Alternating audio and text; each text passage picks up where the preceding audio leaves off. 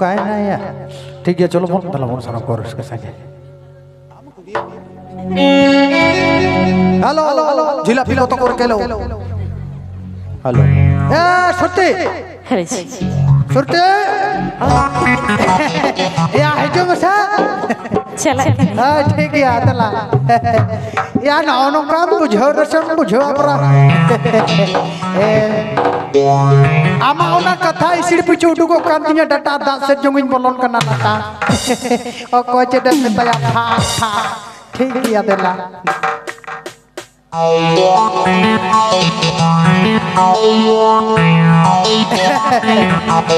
या हिजो ना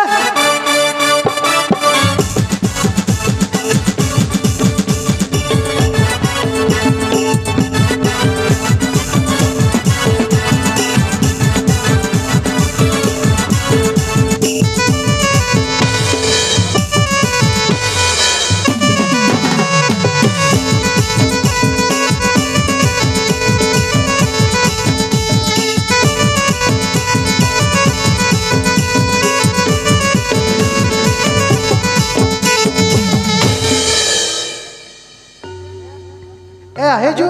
में आटो को कना ना तेरे रगी के बुझो सुनु ये तार